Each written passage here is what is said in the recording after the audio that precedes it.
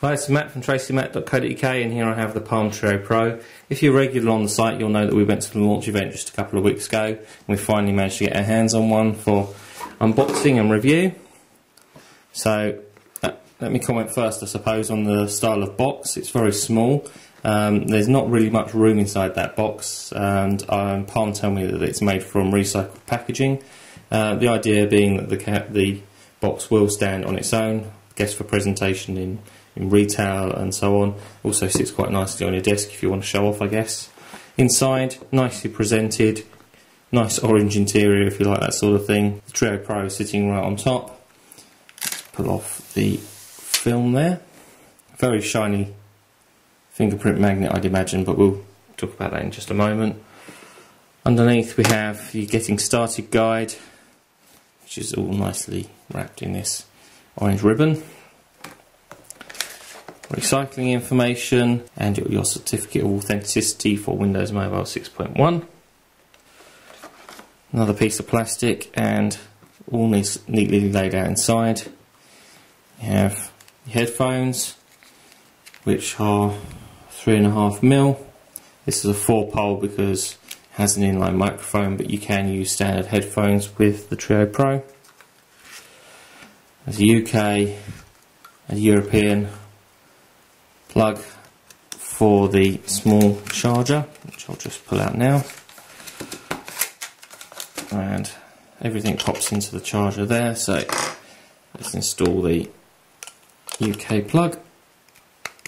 Here we go, and it is a standard USB style charger, which is quite nice because at least you can use this charger for other devices and cameras and things that you may have.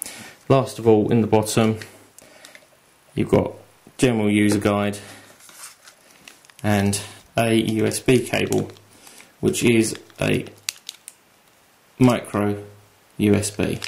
So not quite proprietary, but still kind of annoying in that I don't have any other devices that are micro USB. I'll talk about that a bit more later on. So that's everything you have in the box. Looking at the Treo Pro itself, on the front we have a 320 by 320 touchscreen display. 320 by 320 is a fairly unusual resolution, which may, I suppose, cause problems with certain applications. There are a couple of devices out there that have got the same size display, but generally square res can cause problems with some software. So if you get one of these, you might want to check the actual compatibility with any software that you might need. There's red and green phone keys on either side, which obviously start and end your calls. Windows and OK keys, calendar and email button. Palm button in the centre actually is a push button to activate everything. It's like an enter button, and then a D-pad style up, down, left and right. Full QWERTY keyboard obviously underneath. Keys aren't very raised on the front there, so it keeps everything fairly flat, but they are individual keys that you can find fairly easy with your thumbs. You definitely won't be touch typing, I wouldn't have thought. On the bottom then is the 3.5mm jack for the headphones, and obviously you can use a headset that comes with it. And then there's that micro USB.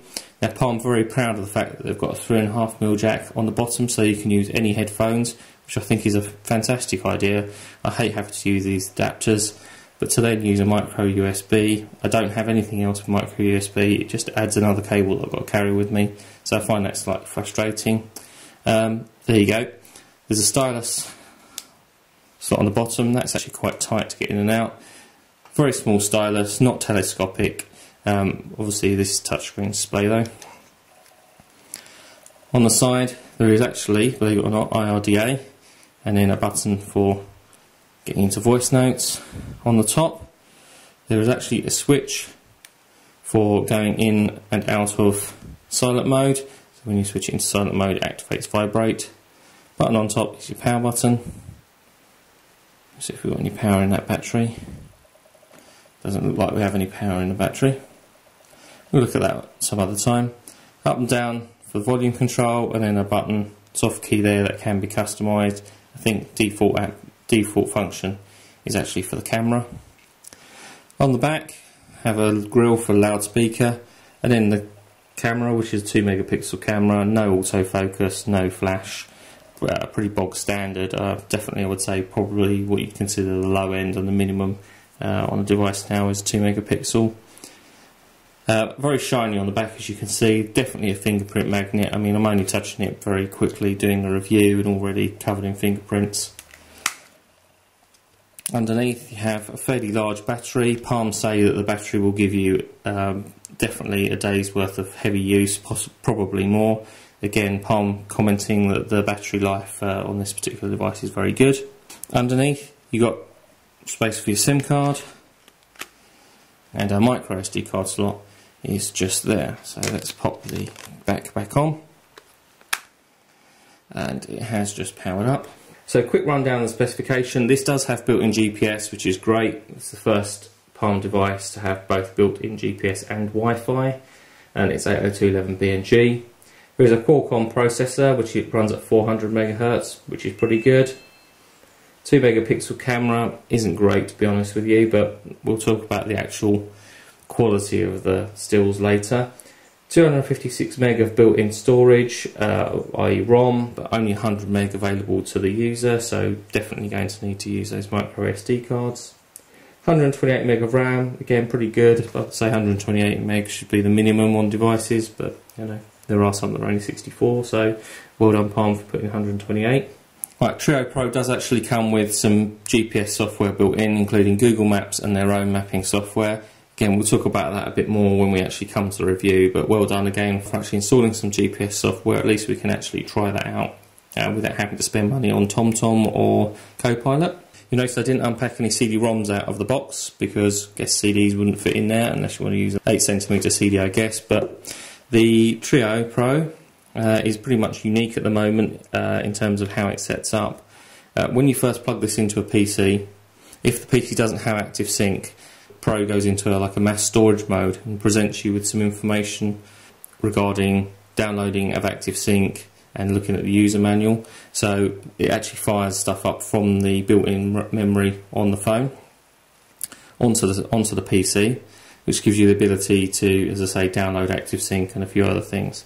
Unfortunately though, once you have active sync on the computer, you can't use that mass storage mode, so transferring things to and from the Pro is all done through active sync, which, as we know, can be a bit slow.